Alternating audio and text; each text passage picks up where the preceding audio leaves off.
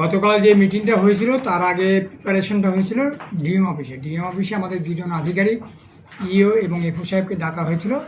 সেখানে এমআইসির সঙ্গে virtual meeting ছিল ডিএমএ, সেখানে আমাদের দুই আধিকারিক উপস্থিত ছিলেন।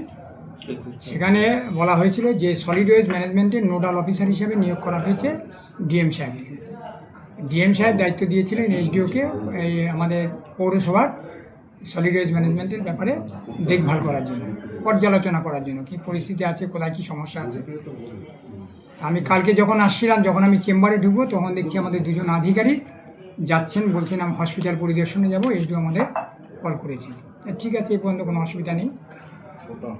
পরে আমি অফিসে যখন আসি, অফিসে আমার পাশে ভাইস চেয়ারম্যান ছিলেন, আমাদের 3-4 জনের মতো কাউন্সিলর ছিলেন। তখন আমরা জানতে পারি যে কুচবিহার পৌরসভায় এসডিও আসবেন, সলিড ওয়েস্ট ম্যানেজমেন্ট ইত্যাদি বিষয়ে আলোচনা করবেন।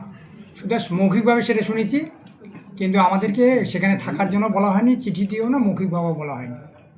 আমরা যথারীতি 4:30 পর্যন্ত ছিলাম, পরে আমরা যার যার মতো চলে গেছি। এটা এই পর্যন্ত। আপনি তাহলে জানতেন না বিষয়টি? না, বিষয়টা জানতাম, বিষয়টা মুখে মুখে শুনেছি, কিন্তু অফিসিয়ালি আমাদের জানানো হয়নি। আপনি পৌর প্রধান, আপনি যাননি সেখানে, বা আপনি আপনাকে পরবর্তীতে জানানো হয়েছে, এই বিষয়টা নিয়ে কি বলবেন? না, সেটা তো বাঞ্ছনীয় নয়, সেটা অবশ্যই বাঞ্ছনীয় নয়, কারণ একটা নির্বাচিত পৌর বোর্ড, এখনও 1 বছর মেয়াদ আছে।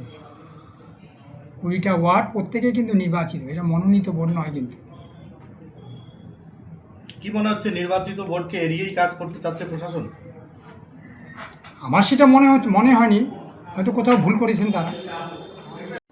মুখের উজ্জ্বলতা হারিয়ে গেছে, স্পট পড়ে গেছে, ব্রণ ভর্তি, তাই আর দেরি না করে আজই আসুন রায়গঞ্জের চণ্ডীতলায় হেলথ প্লাস মাল্টি স্পেশালিটি ক্লিনিকে এবং এখানে পান অভিজ্ঞ ডাক্তার দ্বারা ফ্রি স্কিন টেস্ট।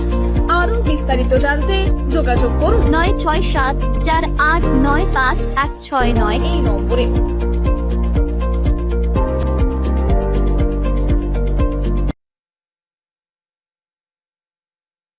আজ তোমার বিয়ে, সাজলো নতুন সাজে।